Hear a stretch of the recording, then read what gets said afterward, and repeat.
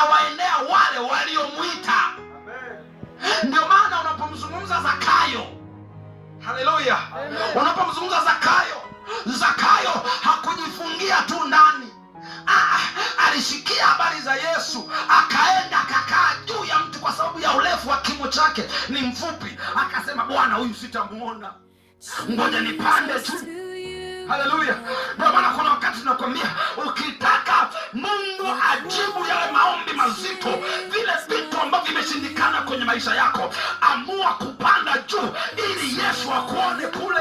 Panda kwenye maombi, panda kwenye mifungo, panda kwenye mikesha, panda kwenye kujituma kwa Bwana, panda juu. Yesu yeye atakuona, kwa sababu Yesu anataka watu ambao wanamtafuta katika mazingira magumu, wanapanda juu, wanamuona na yeye anakuona. Haleluya, haleluya. Walikuwa watu wengi zaidi ya Zakayo pale, walikuwa watu wengi zaidi ya Zakayo, lakini Yesu alienda kwa nani? Kwa Zakayo. Hapa nipo kwa Zakayo kabla kwa Bartimayo. Haleluya. Kwani wafupi walikuwa Zakayo tu enzi zile? Kwa dunia nzima na wale mfuate mfupi alikuwa Zakayo tu? Kuna watu waliridhika. Kuna watu walikuwa ni wafupi, walipoona hawamwoni Yesu wakabaki kulalamika, wakasema, mimi kwa sababu mfupi siwezi kumwangalia Yesu, basi acheni afanye nini? Apite. Zakayo akasema, mimi ni mfupi ndio, lakini haja ya moyo wangu ni muone Yesu.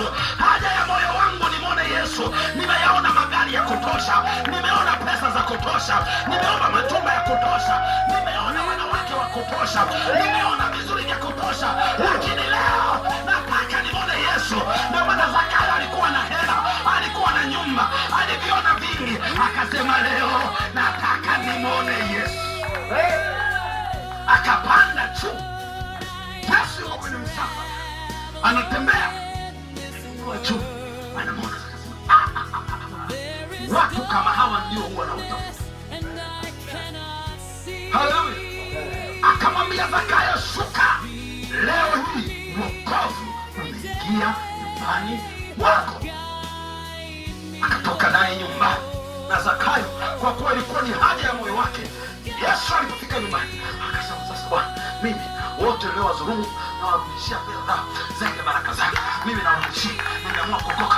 Kwa nini? Huyu mtu alipanda ili amwone Yesu. Na ndio maana mtu anayekuja kuokoka kanisani, mwenye kusudi la kumwona Yesu, akikutana na Yesu anaokoka.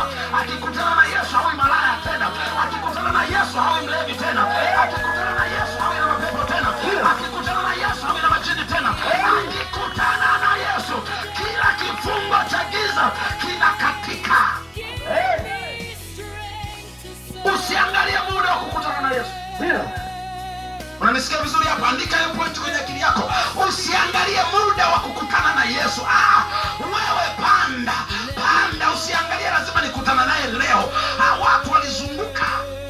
Nilikwambia kwa maana yule mwanamke. Amina. Yule mwanamke nilikwambia aliadhimia moyoni mwake, akasema, mimi ninakwenda kugusa pindo. Wewe dhamiria moyoni mwako.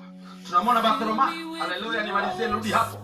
Bartimayo akasema kwamba nimesikia kwamba huyu mwana wa Daudi, huyu Yesu anapita leo. Anapita leo. Nafanyaje sasa? Maandiko